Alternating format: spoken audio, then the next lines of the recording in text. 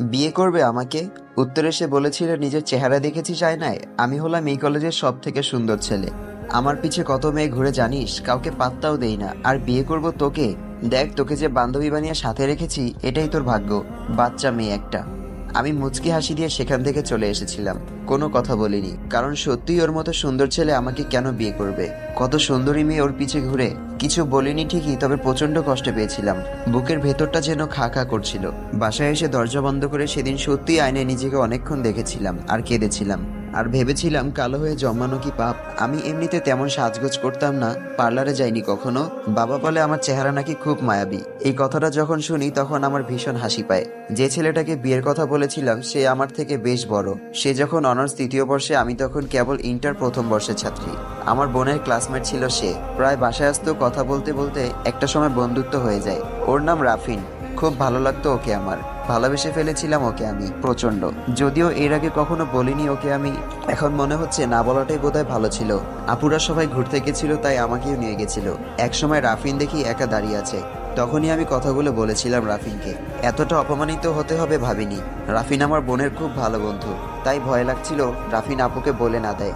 রাফিনকে আমি আগে ভাইয়া বলে রাখতাম। তারপরও একদিন বলল, আমরা যেহেতু ফ্রেন্ড তাই নাম ধরে রাখতে সমস্যা নেই। আমি খুব খুশি হয়েছিলাম ওই দিন, যেদিন ও আমাকে তুমি বলার পারমিশন দিয়েছিল। মনে মনে ভেবেছিলাম ও হয়তো আমাকে পছন্দ করে। আসলে ও অনেক বড়লোক ফ্যামিলির ছেলে, তাই ভয়ে কখনো কিছু বলতাম না। আমার মতো কালো মেয়েকে ভালোবাসবেও। এরপর থেকে রাফিন কখনো আমাদের বাসায় আসলে আমি ওর সামনে যেতাম না, আড়াল থেকে দেখতাম ওকে। ও খুব হাসতো। ওর ওই হাসির জন্যই আমি ওর প্রেমে পড়েছিলাম। হঠাৎ একদিন আপু বলল রাফিন নাকি বিদেশ চলে যাবে পড়ালেখার জন্য। শুনে ভীষণ কষ্ট লাগছিল। এতদিন যাও একটু দেখতে পাচ্ছিলাম, তা হয়তো আর হবে না। বুকের ভেতরটা ফাঁকা ফাঁকা লাগছিল। খুব কান্না পাচ্ছিল। যে মানুষটা আমাকে এত অপমান করলো তার জন্য কেন যে এত খারাপ লাগছে বুঝি না।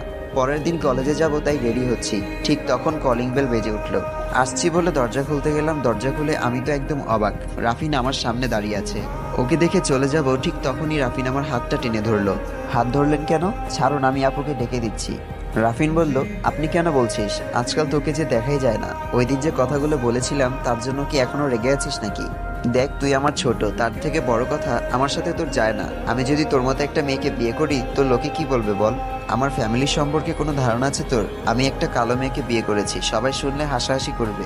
তুই এসব কথা আর কখনো বলবি না প্লিজ। বান্ধবী বান্ধবীর মতো থাক, কিন্তু কিছু করিস না প্লিজ। হাত ছাড়ুন, আমার ওসব কিছুই মনে নেই। আমি কলেজে যাব, হাত ছাড়ুন। রাফিন বলল, তোর আপুকে ডেকে দে। আসলে আমি আজ বিকেলে চলে যাব, তাই আন্টিদের সাথে দেখা করতে এসেছি। ভালো থাকিস তুই, দেখিস তোর খুব ভালো একটা বর হবে। আড়াল থেকে শুনলাম রাফিন 5 বছরের জন্য বিদেশ যাচ্ছে। মনটা অনেক খারাপ হয়ে গেল। কলেজ যাইনি সেদিন আর। একটা পুকুরের ধারে বসেছিলাম কলেজ টাইম শেষ না হওয়া পর্যন্ত।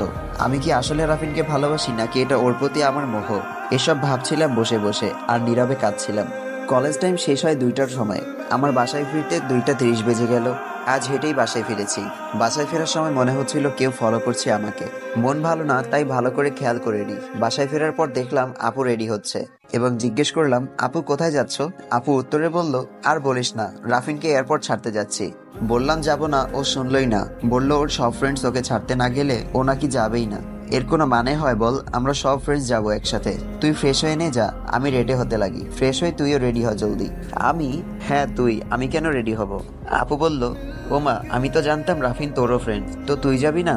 ঠিক আছে, না গেলে নাই, আমি একাই চলে যাব। কথাটা বলে আপু মুচকি হেসে দিল। তুমি হাসছো কেন আপু? আপু বলল, কই হাসলাম? যদি যেতে চাস তো 15 মিনিটের ভেতর রেডি হবি। আর কথা না বাড়িয়ে রেডি হতে চলে গেলাম। ও ভালো নাইবা বাসুক, আমি তো ভালোবাসি ওকে। আর কবে দেখা হবে তার ঠিক নেই। কোনোদিন হয়তো আর দেখাই হলো না। আপু বলল, সে যদি হলো তোর? সে যদি বলল, আমি আসছি আপু। আপু বলল, কিরে, বললি যাবি না, এখন দেখছি সেজেই যাচ্ছিস। ব্যাপার কি বলতো? আমার কোনো ফ্রেন্ডের প্রেমে পড়লি নাকি আবার? সে যদি বলল, কি যে বলো আপু, এমন করলে কিন্তু যাব না আমি, দেখো। হ্যাঁ সে তো দেখতেই পারছি, চল এখন জলদি, ওরা সব বাইরে গাড়িতে ওয়েট করছে। সে যদি বলল, ওরা কে কে? আরে রাফিন 2টা গাড়ি নিয়ে এসেছে। সে যদি বলল, মানে রাফিন ভাইয়াও গাড়িতে আছে? মনে হয়, চল তো গিয়ে দেখি। সে যদি বলল, আপু তুমি যাও, আমি আসছি। আচ্ছা জলদি আয়। নিচে গিয়ে দেখি আপু অলরেডি গাড়িতে উঠে বসে আছে। গাড়ি পুরো ভরা। কেউ একজন আমার হাতটা টান দিয়ে ভেতরে বসালো। পরে খেয়াল করলাম ওটা রাফিন। শেষমেশ ওর পাশে বসলাম। আমার কপালটাই খারাপ, না জানি আবার কি বলে অপমান করে। ধুর, ভাল লাগে না। রাফিন বলল, কি রে সেজুতি, এত সেজেছিস যে, বিয়ে বাড়ি যাচ্ছিস নাকি? এই বলে হেসে দিল। আসলে এই লোকটা সবসময় আমাকে অপমান করার জন্য রেডি হয়ে থাকে। সে যদি বলল, আপু আমি যাব না, গাড়ি থামাও। আপু বলল, আরে তোর কি মাথা খারাপ নাকি, এখন গাড়ি কিভাবে থামাবো, তাহলে রাফিনে দেরি হয়ে যাবে, চুপ করে বসে থাক তুই। সে যদি বলল, তাহলে আমি পেছনে বসবো, তুমি এখানে বসো। আপু বলল, আরে চুপ করে বসতো, আর অল্প একটু পথ, চলে আসছি প্রায়। তাকিয়ে দেখি রাফিন মুচকি হাসছে। ব্যাপারটা কিছুই বুঝলাম না। আমরা এয়ারপোর্ট পৌঁছে গেলাম, সবাই এক এক করে নেমে গেল। আমি আর রাফিন পাশাপাশি, সবাই নেমে এক সাইডে দাঁড়ালো। আমি যেই উঠতে যাব, ওড়নাটায় টান লেগে রাফিনের কোলের উপর পড়ে গেলাম। রাফিন সাথে সাথে আমাকে উঠিয়ে দিয়ে বকা দিতে লাগলো, দেখে উঠতে পারিস না, কানা নাকি তুই। সেজুতি বলল, আমার ওড়না আপনার পায়ের নিচে আটকে আছে। ও সরি, আমি আসলে। সেজুতি বলল, থাক হয়েছে, ওড়নাটা ছাড়ুন। আমার খুব খারাপ লাগছিল। এই লোকটা আগে তো এমন ছিল না। যেদিন থেকে ওনাকে প্রপোজ করেছি সেদিন থেকে সবসময় যেন আমাকে অপমান করার জন্য বাহানা খুঁজে। দাম বেড়ে গেছে মনে হয়। রাফিন চলে গেল, মনে হচ্ছে বুকের ভেতরটা ফাঁকা ফাঁকা লাগছে। যে মানুষটা আমাকে দেখতেই পারে না তার জন্য কেন এত হাহাকার বুকের ভেতর, মনে হয় এটাই ভালোবাসা। আমি আর আপু বাড়িতে ফিরে এলাম। রাতে আপুর সাথে ঘুমাই আমি। ভেবেছিলাম আজ রাতে চুরি করে রাফিনের ফোন নাম্বার নিব আপুর ফোন থেকে। পরে ভাবলাম না থাক, ফোন দিলে হয়তো আবার অপমান করবে। তার চেয়ে বরং আমি একাই ভালোবাসবো তাকে। ভালোবাসলেই যে পেতে হবে তার তো কোনো মানে নেই। রাফিনের দেওয়া অনেক উপহার আছে আমার কাছে। 2টা কলম, একটা ডায়েরি এবং একটা গোলাপ। এগুলো রাফিন আমাকে আমার জন্মদিনে গিফট করেছিল। গোলাপটা ডায়েরির ভাঁজে রেখে দিয়েছি। যেই ভাঁজে রেখেছি সেখানে অনেক বড় বড় লিখে রেখেছিলাম, আমি তোমাকে ভীষণ ভালোবাসি রাফিন। ডায়েরিটা সবসময় নিজের কলেজ ব্যাগেই রাখতাম, যাতে কারো হাতে না পড়ে।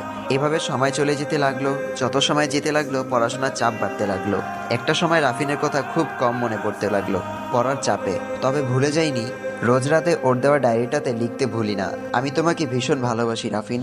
এভাবে একটা বছর কেটে গেল। রাফিন চলে গেছে আজ 1 বছর। পড়ার চাপ বেড়ে গেছে, তাই অনলাইনে তেমন আসা হয় না। আজ 1 সপ্তাহ পর অনলাইনে আসলাম। অনেকগুলো ফ্রেন্ড রিকোয়েস্ট এসেছে। তারপর যা দেখলাম, দেখে চোখ আমার কপালে উঠে গেছে। দেখলাম রাফিন ফ্রেন্ড রিকোয়েস্ট দিয়েছে। আমি আগে অনেক খুঁজেছি ওর আইডি, তবে পাইনি। আগে একটু লঙ্গি ডান্স দিয়ে নেই, তারপর অ্যাকসেপ্ট করবো। সন্ধ্যার পর রাফিনের রিকোয়েস্ট অ্যাকসেপ্ট করলাম। করে পড়তে বসেছি, কিন্তু পড়ায় মন বসছে না। তাই ওর ছবিগুলো দেখতে লাগলাম ওর আইডিতে ঢুকে। কিন্তু যা দেখলাম, দেখে মাথায় আগুন ধরে গেল। উনি লেখাপড়া বাদ দিয়ে প্রেম করতেছেন ওখানে। সুন্দরী একটা মেয়ের সাথে ছবি, আর ছবিতে ভরা তার টাইমলাইন। হঠাৎ করে একটা মেসেজ আসলো, দেখলাম রাফিন। রাফিন বলল, হাই। সেজুতি বলল, হ্যালো। রাফিন বলল, কিরে কেমন আছিস? সেজুতি বলল, আছি ভালোই, অনেক ভালো আছি, আপনি? রাফিন বলল, হ্যাঁ আমি অনেক ভালো আছি। সেজুতি বলল, হ্যাঁ জানি। রাফিন বলল, কিভাবে জানলি? আচ্ছা বাদ দে, তোর ভাবিকে দেখেছিস, কেমন বলতো? সেজুতি বলল, ভাবিকে? রাফিন বলল, আরে আমার গফ, ওয়েট ছবি দিচ্ছি। সেজুতি বলল, না থাক, লাগবে না, দেখেছি। আমাকে কষ্ট দিয়ে লোকটা মনে হয় পৈশাচিক আনন্দ পায়। রাফিন বলল, ও আমাদের কলেজের সব থেকে সুন্দরী মেয়ে। আমি আর কিছুই বললাম না, না বলে সাথে সাথে ব্লক মেরে দিলাম ওকে। মনে মনে জিদ হলো আমার, আমি তোর গফের চেয়েও বেশি সুন্দরী হয়ে দেখাবো। একদিন তুই ঘুরবি আমার পিছনে, দেখিস। মনের ভেতর প্রচন্ড জিদ চেপে বসলো সুন্দরী হবার। জানি যদিও কাজটা সহজ না, তবুও যেই ভাবা সেই কাজ। নিজের প্রতি যত্ন নিতে শুরু করলাম। রাফিনকে যখন প্রপোজ করেছিলাম বেশ ছোট ছিলাম তখন, কেবল যৌবনে পা দিয়েছি। যখন বুঝতাম না কিভাবে নিজেকে পরিপাটি রাখতে হয়, কিভাবে থাকলে নিজেকে দেখতে ভালো লাগে, এখন বুঝি এবং নিজেকে অনেক পরিবর্তন করে ফেলেছি। রাফিনও হয়তো চিনতে পারবে না আমাকে। নিজেকে নিয়ে এতটাই ব্যস্ত ছিলাম যে কিভাবে চোখের পলকে 5টা বছর কেটে গেল বুঝতেই পারিনি। রাফিন এখনো ফেরেনি দেশে। ও প্রায় ফোন করে আপুর কাছে, এখনো পর্দার আড়াল থেকে ওদের কথা শুনি লুকিয়ে লুকিয়ে। এখন আর রাফিনকে তেমন একটা মনে পড়ে না, কারণ ও অন্য কাউকে ভালোবাসে। আর এখন ওর মতো অনেক ছেলে আমার পিছে ঘুরে। তবে ভুলে যাইনি প্রথম ভালোবাসা ও আমার। আজও আমি মনে মনে ওর জন্য অপেক্ষা করি। এদিকে বড় আপুর বিয়ে ঠিক হয়ে গেছে আগামী মাসে। বললে হয়তো বিলিভ করবেন না, আমি সত্যিই গত 5 বছরে কতটা পরিবর্তন হয়ে গেছি।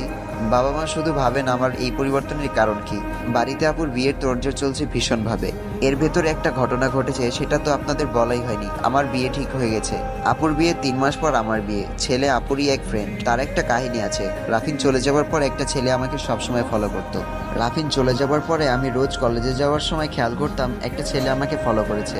আমি তেমন পাত্তা দিতাম না, ছেলেটাকে কখনো বুঝতে দিইনি যে আমি ওকে দেখে ফেলেছি। আমি এখন কলেজের গণ্ডি পেরিয়ে ভার্সিটিতে উঠে গেছি। জীবনটা অনেক পাল্টে গেছে, সাথে কথাবার্তা, স্টাইল, ড্রেস সবকিছু রাফিনের জন্য। তবে সেই ছেলেটা এখন ফলো করে আমাকে, তবে আগের মতো রোজ না, মাঝে মাঝে। সব থেকে অবাক হয়েছিলাম সেদিন, যেদিন ওই ছেলেটা আমাদের বাসায় এসেছিল। সেদিন আমি ভার্সিটি থেকে বাসায় ফেরার সময় ওই ছেলেটাকে দেখিনি। মনে মনে খুব খুশি হয়েছিলাম। আমি বাসায় ফিরে ফ্রেশ হয়ে খাওয়া দাওয়া শেষ করে টিভি দেখছি, ঠিক সেই সময় কলিং বেল বেজে উঠলো। বাসা ভর্তি মানুষ, সবাই বিজি আপুকে নিয়ে, কারণ আর মাত্র 2 দিন পরেই আপুর এনগেজমেন্ট। তাই দরজাটা আমাকেই খুলতে হবে। আমি দরজা খুলতে গেলাম। দরজা খুলে তো আমি পুরোই অবাক। আমাকে যে ছেলেটা ফলো করে সেই ছেলেটা আমার বাসায় পৌঁছে গেছে। কত বড় বেহায়া, তাও আবার সাথে এক গাদা ব্যাগপত্র গুছিয়ে নিয়ে।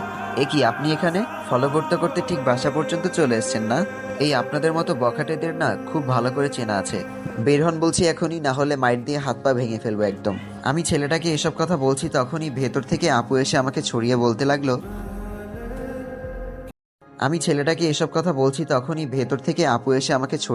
লাগলো কিরে শুভ, এখানে দাঁড়িয়ে আছিস কেন? ভেতরে চল। আমি তো অবাক আপুর কথা শুনে। সে যদি বলল, আপু তুমি একে কি করে চেনো? আপু বলল, আরে হাদারাম, ও আমাদের আসাদ মামার ছেলে শুভ, চিনতে পারছিস না? সে যদি আপুর কথা শুনে লজ্জায় সেখানে আর দাঁড়াতে পারলো না। না জেনে কি অপমানটাই না করেছি। আর উনিও বা কি একটা কথাও বলেনি, শুধু হা করে তাকিয়েছিলেন মুখের দিকে। আমি সেখান থেকে দৌড়ে নিজের রুমে চলে গেলাম। শুভ ভাইয়া আমাদের রিলেটিভ, আবার আপুর ফ্রেন্ড। সেই ক্লাস 8-এ ছিলাম তখন একবার দেখেছি ওনাকে। কি করে মনে থাকবে? আমাকে যে ছেলেটা ফলো করতো কিছুটা তার মতোই লাগছিল। ইস, কি ভুলটাই না করলাম। এখন কি করে যাব ওনার সামনে? দেখ, আমিও না এমন একটা কাজ করি। আয়নার সামনে বসে বসে এসব ভাবছি, তখনই দেখি পেছনে কেউ একজন দাঁড়িয়ে আছে। পেছনে ফিরে দেখি শুভ ভাইয়া। ভাইয়া আপনি? ভয়ে ভয়ে ভেবেছিলাম বকা দিতে এসেছে। কেমন আছো সেজুতি? ভাইয়া আসলে আমি সরি। আপনি আপুকে কিছু বলবেন না প্লিজ। আমি আপনাকে চিনতে না পেরে যা ইচ্ছা তাই বলে ফেলেছি, সরি ভাইয়া। একাধারে বলেই চলেছি, হঠাৎ খেয়াল করলাম শুভ ভাইয়া আমার দিকে এগোচ্ছে। এগিয়ে হঠাৎ করে আমার মুখটা তার এক হাত দিয়ে চেপে ধরে বলল, চুপ করো, হয়েছে, আমি কিছু মনে করিনি তো। আমি চোখ বড় বড় করে ওনার দিকে তাকিয়ে আছি। উনিও এক পলকে তাকিয়ে আছেন আমার দিকে, যেন কত জন্মের প্রেম ওনার ওই চোখে আমার জন্য জমা করে রেখেছেন উনি। হঠাৎ করে কেন জানি না আমার রাফিনের কথা মনে পড়ে গেল। তারপর এক ধাক্কা দিয়ে ওনাকে সরিয়ে আমি সেখান থেকে দৌড়ে পালিয়ে বাসলাম। নিচে গিয়ে টেবিলে খাবার সময় শুনলাম শুভ ভাই আপুর বিয়ের সবকিছু দেখাশোনা করবে। বাড়ি সাজানোর সব দায়িত্ব ওনার। আমাদের কোনো বড় ভাই নেই, তাই ওনাকে ডাকা হয়েছে নাকি এসবের জন্য। আমি খাওয়া শেষ করে উপরে এসে মুড অফ করে বসে রইলাম। শুভ ভাইয়ার মতিগতি ভালো লাগছে না আমার। এতদিন কেন থাকতে হবে ওকে? বিয়ের তো এখনো 1 মাস বাকি। এসব ভাবতে ভাবতে সন্ধ্যা হয়ে গেল। আমি একটু ছাদে গিয়ে দাঁড়ালাম। আকাশে বেশ ভালোই মেঘ করেছে, মনে হয় বৃষ্টি হবে। পরশু 3 তারিখ আপুর এঙ্গেজমেন্ট, এ মাসের 29 তারিখ বিয়ের দিন ঠিক করা হয়েছে। ভাবছি এঙ্গেজমেন্ট যদি এত মানুষ হয় তাহলে বিয়েতে কত মানুষ হবে। এঙ্গেজমেন্টের 2 দিন আগেই সব এসে হাজির। নিজের রুমটা মনে হয় এবার দখল হয়ে যাবে। আগে আপুর সাথে ঘুমাতাম, বড় হয়েছি, এখন একাই থাকি। এসব ভাবতে ভাবতে হঠাৎ করে পায়ের আওয়াজ পেলাম, কিন্তু আশেপাশে কেউ নেই। ও একটু একটু ভয় করতে লাগলো, কারণ রাত হয়ে গেছে। আবারও কারো পায়ের আওয়াজ। পেছন ঘুরতে কেউ একজন জোরে ভয় দেখালো। আমি প্রচন্ড জোরে চিৎকার দিয়ে সেন্সলেস হয়ে গেলাম। সেন্স ফেরার পর আমি নিজেকে নিজের ঘরে আবিষ্কার করলাম। মাথার কাছে বসে আছে শুভ ভাইয়া। হালকাভাবে তাকিয়ে দেখলাম তার চোখে পানি। আমি তাকিয়েছি সেটা তিনি বুঝতে পেরে চোখের পানি মোছার বৃথা চেষ্টা করলেন। যদিও আমি সেটা আগে থেকেই দেখে ফেলেছি। আমি উঠে বসলাম। বসার সাথে সাথে শুভ ভাইয়া আমার হাত দুটো ওনার হাতের মুঠোর ভিতরে নিয়ে বললেন, সরি, আমি আসলে বুঝতে পারিনি এতটা বাড়াবাড়ি হয়ে যাবে। এটা বলে তিনি নিজের চোখ মুছতে মুছতে আমার রুম থেকে বের হয়ে গেলেন। এই মানুষটা আমাদের বাসায় আসার পর থেকে কেমন জানি অদ্ভুত আচরণ করছে, কিছুই বুঝতে পারছি না। ফ্রেশ হয়ে নিচে গিয়ে দেখি বাড়ি একদম ফাঁকা। আমি এদিক ওদিক দেখছি, তখনই কেউ একজন বলে উঠলো, খুঁজে লাভ নেই, সবাই শপিং করতে গেছে। তুমি যে সেন্সলেস হয়ে গেছিলে তোমার আপুকে বলেছিলাম, ও সবটা ম্যানেজ করে সবাইকে নিয়ে গেছে। আমি শুভ ভাইয়ের কথা শুনে উপরে চলে যাচ্ছি, ঠিক তখনই সে বলে উঠলো, সবসময় এমন ড্রেস না পরলে হয় না। সে যদি বলল, কেমন ড্রেস? শুভ বলল, এই যে ওয়েস্টার্ন ড্রেস, একটু কপালে একটা টিপ দিতে তো পারো। একদিন একটা শাড়ি পরে খোপায় একটু ফুল তো দিতে পারো। কিংবা হালকা রঙে একটা 3 পিস পরে চুলগুলো ছেড়ে রাখলে। সে যদি কিছু না বলে উপরে চলে গেল। আর শুভ ভাই জোরে বলে উঠলো, পরশু বিথির এঙ্গেজমেন্টের দিন একটা শাড়ি পরো, খুব বেশি ভালো হবে, আর খুব খুশি হব। আমি সাথে সাথে তার দিকে ফিরে বললাম, আপনি কিসে খুশি হবেন কিসে হবেন না সেটাই আমার কোনো ইন্টারেস্ট নেই। আর আমি শাড়ি পরি না। রাফিন শাড়ি পছন্দ করে না একদম, তাই কখনো শাড়ি পরিনি। উপরে আমার রুমের বেলকনিতে দাঁড়িয়ে ভাবছি দুটো মানুষের পছন্দ কতটা ভিন্ন হতে পারে। এই যেমন রাফিন শাড়ি পছন্দ করে না, মোট কথাও বাঙালি সাজই পছন্দ করে না। অপরদিকে শুভ ভাইয়ার বাঙালি সাজ খুব পছন্দ। আমি শাড়ি পরতে ভালোবাসি, শুধুমাত্র রাফিনের জন্য পরি না, অথচ ও আমাকে ভালোই বাসে না। ভাগ্য বড় কঠিন জিনিস। হঠাৎ ইলেকট্রিসিটি চলে গেল, সাথে বাইরে শুরু হলো প্রচন্ড বৃষ্টি। বৃষ্টি ঠিক আছে, তবে বাজ পড়ার শব্দ আমার ভীষণ ভয় লাগে। এসব ভাবছি সাথে সাথেই শুভ ভাইয়া ডাক দিলেন, বললেন নিচে যেতে। পুরো বাড়ি অন্ধকার। নিচে নামতে গিয়ে কিছু একটার সাথে জোরে ধাক্কা লেগে নিচে পড়ে গেলাম। প্রচন্ড ব্যথায় আমি চিৎকার করে উঠলাম। ফোনটা আনতেও ভুলে গেছি। সাথে সাথে শুভ ভাইয়া বলে উঠলো, কি হলো কি হলো? আমার আর বুঝতে বাকি রইল না যে আমি ওনার সাথেই ধাক্কা খেয়েছি। আমি বললাম, কানা নাকি আপনি শুভ ভাই? দেখছেন আসছি, সামনে কেন আসলেন? শুভ ভাই বলল, আমি কানা হলে তুমি কি? অন্ধকারে কিছু দেখা যাচ্ছে না, পড়লে তুমি আর দোষ আমার। আমি এখনো ফ্লোরে পড়ে আছি। উঠতে গিয়ে দেখলাম উঠতে পারছি না, কোমরের প্রচন্ড ব্যথা লেগেছে। আমি ব্যথায় কেঁদে দিলাম। শুভ বলল, কি হলো, কাঁদছো কেন?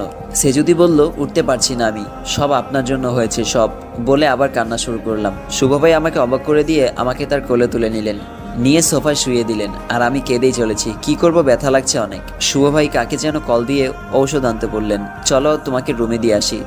সে যদি বলল, না আমি একাই পারবো। ঠিক আছে, পারলে যাও।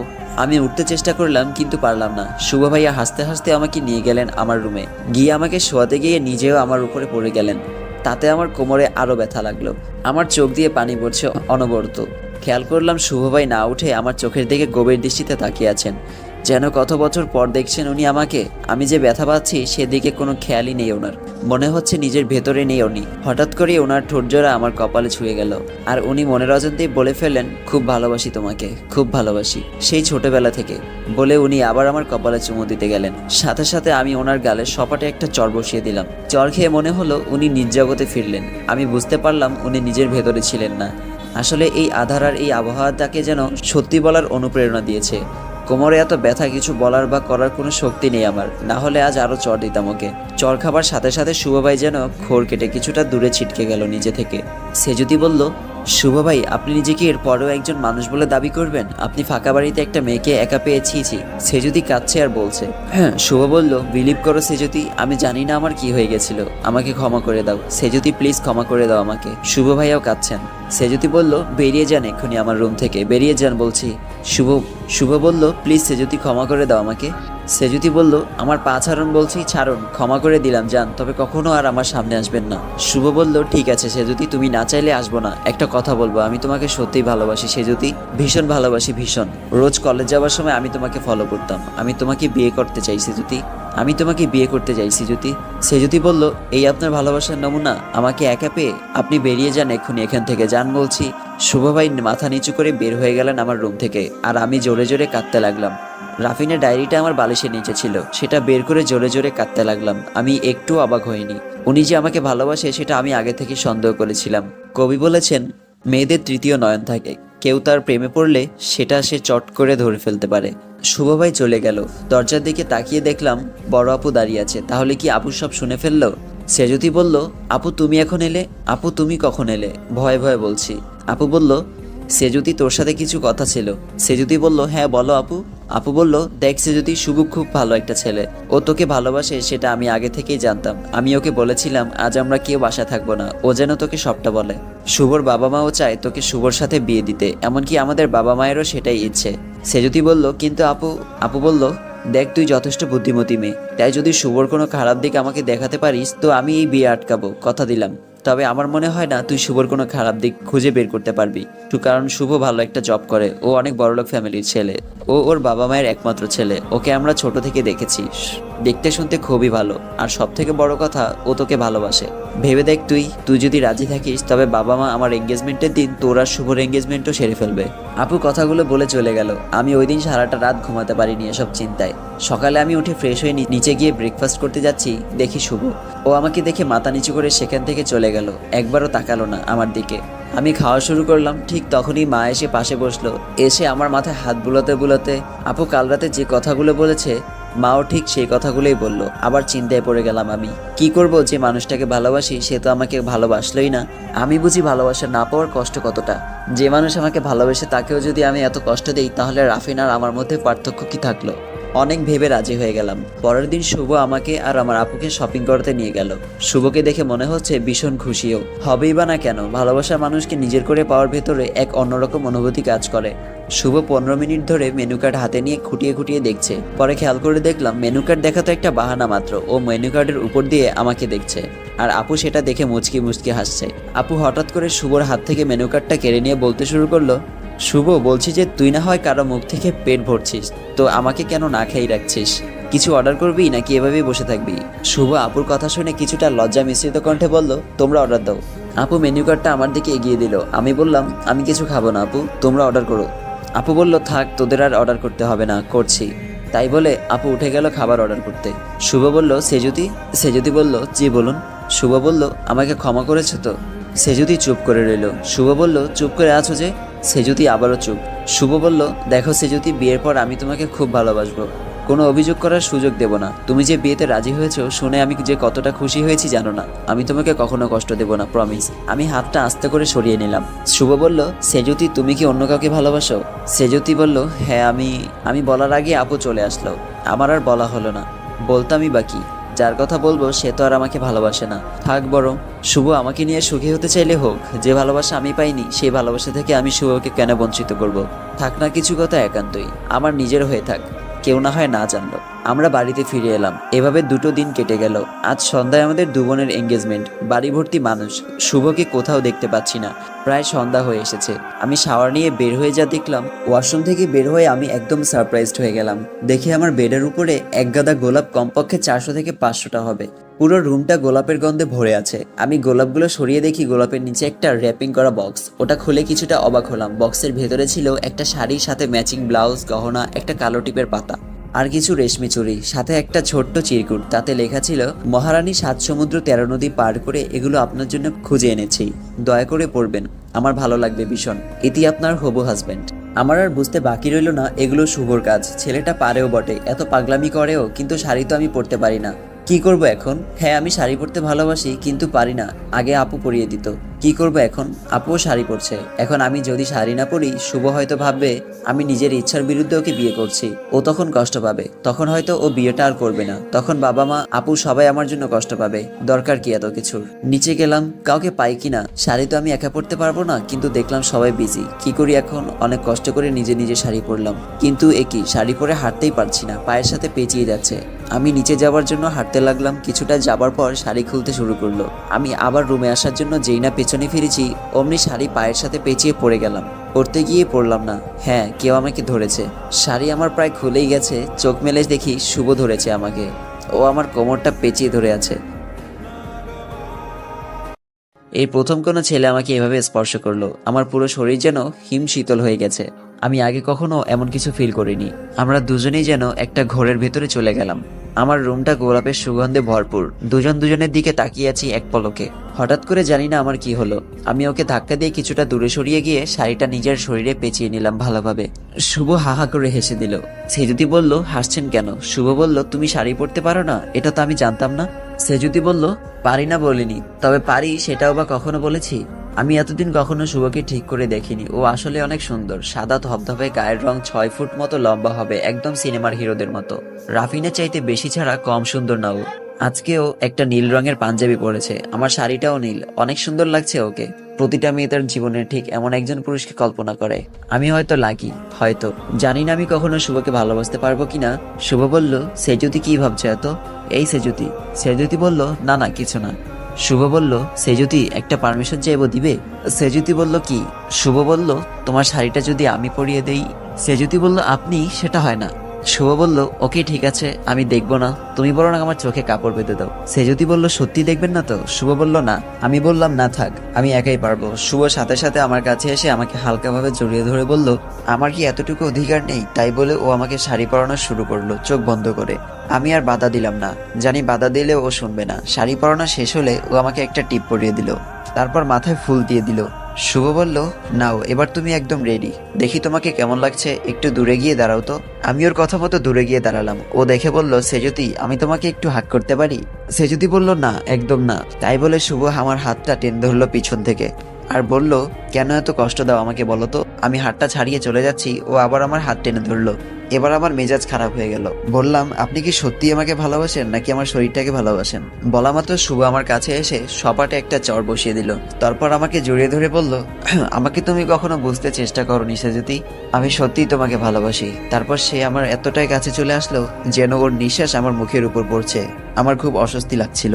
শুভ বলল, আমি যদি তোমার শরীর চাইতাম তাহলে ওই দিন রাতেই আমি ইচ্ছা করলে তোমাকে ভোগ করতে পারতাম, কিন্তু একটা কথা মনে রেখো সেজুতি, আমি ভালোবাসি তোমাকে। সেজুতি বলল, আমি আসছি, নিচে ওয়েট করছে সবাই। শুভ বলল, তুমি ভালোবাসো না আমাকে সেজুতি? সেজুতি চুপ করে রইল। শুভ বলল, তুমি কি অন্য কাউকে ভালোবাসো সেজুতি? সেজুতি বলল, ছাড়ুন আমাকে, আমার লাগছে। শুভ বলল, অন্য কাউকে যদি ভালো না বাসেন তাহলে আমি কাছে আসলে তোমার আপত্তি কিসের বলো? আমি শুভর কাছ থেকে নিজেকে ছাড়িয়ে চলে যেতে লাগলাম। ঠিক তখনই শুভ একটা ছুরি দিয়ে নিজের হাত কেটে ফেললো। সে যদি আবার দৌড়ে এসে বললেন, কি করছেন কি, এতটা অবুঝের মতো কাজ করছেন কেন আপনি? ইস, কতটা হাত কেটে গেল, রক্ত বের হচ্ছে, দাঁড়ান আমি ফার্স্ট এড বক্স নিয়ে আসছি। শুভ বলল, রক্ত পড়ুক তাতে তোমার কি, তুমি তো ভালোবাসো না আমাকে। এই কথা বলে শুভ আবার নিজের হাত কাটলো ছুরি দিয়ে। তুমি যতক্ষণ না বলবে ভালোবাসি ততক্ষণ আমি হাত কাটতেই থাকবো। সে যদি বলল, পাগল হয়ে গেছেন নাকি আপনি? শুভ বলল, হ্যাঁ পাগল। তুমি জানো আমি তোমাকে কত ছোটবেলা থেকে ভালোবাসি, জানো না তুমি? আমি শুধুমাত্র তোমার জন্য এত বছর নিজেকে প্রতিষ্ঠিত করেছি। বাবা মা আমাকে কত মেয়ে দেখিয়েছে, আমি শুধুমাত্র তোমার জন্য ওয়েট করেছি এতটা বছর। তোমার বড় আপু পুরো বিষয়টা জানতো। এখন তুমি যদি ভালো না বাসো তবে আমার বেঁচে থাকার আর কোনো মানেই হয় না। এটা বলে শুভ ছুরি নিজের পেটে ঢুকিয়ে দিল। রক্ত দেখে সেন্সলেস হওয়ার মতো অবস্থা। আমি দৌড়ে গিয়ে শুভর মাথার কোলের উপর তুলে কাঁদতে লাগলাম। বাইরে গিয়ে সবাইকে ডেকে আনলাম। সবাই মিলে দরাদরি করে শুভকে হসপিটাল নিয়ে গেল। শাড়িটা মনে হয় আমার শরীরে নেই, জানি না, কিছু মাথায় কাজ করছে না আমার। এদিকে সবাই আমাকে দোষারোপ করছে যে আমার জন্য আর শুভর এই অবস্থা, আমার জন্য আজ এই শুভ অনুষ্ঠানে বাধা পড়লো। চারিদিকে সবাই এসব বলছে। উফ, মাথাটা ফেটে যাচ্ছে। চারদিকের এত চাপ সইতে না পেরে আমি সেন্সলেস হয়ে পড়লাম হসপিটালের ভেতরেই। জানি না তারপর কি হলো। সেন্স ফেরার পর দেখলাম আমি নিজের রুমে শুয়ে আছি। রুমটা একদম ফাঁকা। নিচে গিয়ে দেখি শুভর বাবা মা আর আমার বাবা মা একসাথে বসে আছেন। আমি নিচে যাবার সাথে সাথে শুভর বাবা মা আমার দিকে এগিয়ে এসে আমার সামনে হাত জোর করে বলল, সেজুতিমা, তোর কাছে আমরা হাত জোর করে আমাদের ছেলের প্রাণ ভিক্ষা যাচ্ছি, তুই ফিরিয়ে দিস না আমার ছেলেটাকে। ও ভীষণ ভালোবাসে তোকে না পেলে হয়তো শুভ নিজেকে শেষ করে ফেলবে, তুই ওকে ফিরিয়ে দিস না মা। আমি বললাম, ছি ছি মামি, আপনি কেন হাত জোর করছেন? আপনি আমার গুরুজন, ক্ষমা তো আমার চাওয়া উচিত আপনাদের কাছে। আমি আসলে অনেক বড় ভুল করে ফেলেছি। শুভ যে আমাকে এত ভালোবাসে আমি বুঝতে পারিনি। শুভ এখন কেমন আছে মামা? আসাদ মামা বলল, অপারেশন সাকসেসফুল হয়েছে, ডক্টর বলেছে ভয়ের কিছু নেই। আমি বললাম, ঠিক আছে মামা, আপনারা চিন্তা করবেন না, শুভর সব দায়িত্ব আমার, আপনারা শুধু বিয়ের আয়োজন করুন। আমি উপরে এসে রেডি হয়ে রওনা দিলাম হসপিটালের উদ্দেশ্যে। হসপিটালে গিয়ে শুভর পাশে বসে ওর হাতে হাত রেখে শপথ নিলাম, আর যাই হোক আমি আর এই মানুষটার হাত কখনো ছাড়বো না। আমি আর আমার ভালোবাসা হারাতে চাই না। যে আমাকে ভালোবাসে না তার জন্য আর কষ্ট পাবো না আমি, আর চোখের পানি ফেলবো না আমি রাফিনের জন্য। এবার থেকে আমি শুধু শুভকে ভালোবাসবো। আমি বুঝে গেছি এই মানুষটা আমার এক কথায় আমাকে পৃথিবীর সব সুখ এনে দিতে পারে। শুভ চোখ খুলছে হালকা ভাবে। ও চোখ খুলে আমাকে দেখে বলল, এবার তুমি আমাকে ভালোবাসবে তো? আমি বললাম, আপনি কি পাগল বলুন তো, এমন কাজ কেউ করে? আপনার যদি কিছু একটা হয়ে যেত? শুভ বলল, আমার কিছু হলে তোমার কি, তুমি তো আর আমাকে ভালোবাসো না। আমি শুভর হাতটা আমার মুখে বোলাতে বোলাতে বললাম, কে বললো ভালোবাসি না? আমি ভীষণ ভালোবাসি আপনাকে। শুভ বলল, তাহলে আপনি করে কেন বলছো? আমি বললাম, ঠিক আছে আর বলবো না, এবার তোমাকে খুব জলদি সুস্থ হয়ে উঠতে হবে কিন্তু। শুভ বলল, কেন? আমি বললাম, কেন আবার, সামনে তো আমাদের বিয়ে। শুভ বলল, সত্যি বলছো সেজুতি? সেজুতি বলল, হ্যাঁ সত্যি। শুভ বলল, 3 সত্যি বললো? সেজুতি বলল, হ্যাঁ 3 সত্যি। আমি শুভর কপালে একটা ভালোবাসার ছোঁয়া দিয়ে দিলাম। এভাবে দিন যেতে লাগলো। প্রায় 2 মাস হয়ে গেল। শুভ এখন পুরোপুরি সুস্থ। 3 দিন পর আপুর বিয়ে। আমাদের জন্য ওর বিয়েটাও আটকে ছিল। শুভ বিয়েতে হয়তো থাকতে পারবে না, ডক্টর ওকে ফুল বেড রেস্টে থাকতে বলেছে। বাড়িতে বিশাল আয়োজন চলছে। আমি বাড়ির কাজের ফাঁকে ফাঁকে শুভকে দেখতে যাই। ওর খুব মন খারাপ, বিয়েতে থাকতে পারছে না বলে। কাল আপুর গায়ে হলুদ, শুভ থাকছে না, তাই ওর কাজগুলো এখন আমাকেই করতে হবে। আপু এসে বলল, সে যদি আমার 2-3 জন বন্ধু বান্ধবী আসবে বাইরে থেকে, 3টার সময় তুই একটু নিয়ে আসতে পারবি? আমি বললাম, হ্যাঁ আপু অবশ্যই পারবো। ঠিক আছে তুই যা, আমি ওদেরকে তোর ফোন নাম্বার দিয়ে দিচ্ছি, ওরা পৌঁছে তোকে কল দিয়ে খুঁজে নেবে। আমি বললাম, ওকে আপু। আমি একটা জিন্স আর একটা টপস পরে গাড়ি নিয়ে বের হয়ে গেলাম। হ্যাঁ এগুলোই পরি এখন, আমি শার্টও পরি মাঝে মাঝে, তবে এগুলো পরা বাদ দিয়ে দিব, শুভ পছন্দ করে না। আপুর অনেক ফ্রেন্ড বাইরে লেখাপড়া করে, রাফিনও তো করে। এতদিনে হয়তো ওর গফকে বিয়ে করে সুখে সংসার করছে, তাতে আমার কি? এখন আর আমি ওসব নিয়ে ভাবি না। আমি আমার মতো লাইফ পার্টনার পেয়ে গেছি। এসব ভাবতে ভাবতে আমি এয়ারপোর্ট পৌঁছে গেলাম। গাড়ি নিয়ে দাঁড়িয়ে আছি, হঠাৎ করে ঝাপসা চোখে একজনকে হেঁটে আসতে দেখলাম। ভাবলাম হয়তো দেখার ভুল, কিন্তু না, ভালো করে তাকিয়ে দেখলাম ওটা রাফিন। নিজের চোখকে বিলিভ করতে পারছি না। ওর সাথে আরো 2টা ছেলে আর একটা মেয়ে, বাকিদেরও আমি চিনি, ওরা সব আপুর ফ্রেন্ড। রাফিনকে দেখে আমি মোটেও খুশি হইনি। ওরা চলে এসেছে। রাফিন বলল, হ্যালো আমি রাফিন। সেজুতি বলল, হ্যাঁ আমি জানি। রাফিন বলল, আপনি? সেজুতি বলল, আমি সেজুতি। রাফিন বলল, হোয়াট? সেজুতি বলল, জি ভাইয়া। রাফিন বলল, কখনো হতে পারে না, আমি যে সেজুতিকে চিনতাম সে তো। এটা বলে রাফিন হা করে তাকিয়ে আছে আমার দিকে। আমি জানতাম এমনটাই হবে। রাফিন ভাই গাড়িতে উঠবেন নাকি এভাবে দাঁড়িয়ে থাকবেন? রাফিন বলল, অনেক সুন্দরী হয়ে গেছো তুমি, কেমন আছো? কথাটি বলে রাফিন আমাকে জড়িয়ে ধরলো। আমার বুকের ভেতরটা যেন কেঁপে উঠলো, আমি যেন পাথর হয়ে গেলাম। সাথে সাথে রাফিনকে ধাক্কা দিয়ে সরিয়ে দিয়ে বললাম, এই যে মিস্টার রাফিন চৌধুরী, এটা বিদেশ নয়, এটা বাংলাদেশ। তাই বলে গাড়িতে উঠে বসলাম। রাফিন আমার পাশে বসতে গেলে সাথে সাথে আমি বললাম, আপু আপনি সামনে আমার কাছে এসে বসুন, আর ভাইয়ারা আপনারা পেছনে বসুন। রাফিন বলল, ড্রাইভ কে করবে শুনি ম্যাডাম? সে যদি বলল, আমি করব। রাফিন শুনে হা করে তাকিয়ে আছে। যাই হোক, বাড়িতে পৌঁছে গেলাম। সারাটা পথ রাফিন আয়নার ভেতর দিয়ে হা করে তাকিয়েছিল আমার দিকে। আজ বিকালে আপুর গায়ে হলুদ, আমি শাড়ি পরেছি। শাড়িটা পরতে খুব ভালো লাগছে, কারণ এটা শুভ কিনে দিয়েছে। শাড়ি পরতে পরতে মনে হলো কেউ আমাকে লুকিয়ে লুকিয়ে দেখছে। পেছন ফিরে দেখি রাফিন। আপনি এখানে কি করছেন? এভাবে লুকিয়ে লুকিয়ে একটা মেয়ের শাড়ি পরা দেখতে লজ্জা করে না? ছি। রাফিন বলল, খুব সুন্দর লাগছে তোমাকে সেজুতি। রাফিন রুমের ভেতরে ঢুকে আমার খোপায় একটা ফুল গুজে দিল, দিয়ে বলল, বিয়ে করবে আমাকে? কথাটা শুনে আমি ওর গালে সপাটে এক চড় বসিয়ে দিলাম, দিয়ে বললাম, আমার মতো মেয়ের সাথে মানাবে না আপনাকে। আমাকে বিয়ে করলে কি বলবে আপনার সোসাইটির লোকজন? আপনি বরং অন্য জায়গায় ট্রাই করুন। বলে আমি রুম থেকে বের হয়ে চলে এলাম। শুভর কাছে যাব একটু। ওর দেওয়া শাড়িতে আমাকে কেমন লাগছে সেটাও দেখতে চেয়েছে। সে যদি বলল, শুভ কেমন আছো? শুভ বলল, ভালো। শুভ বলল, কি হলো চুপ করে আছো যে? শুভ বলল, আমার বউটাকে যে এত সুন্দর লাগছে আজকে সে কি জানে?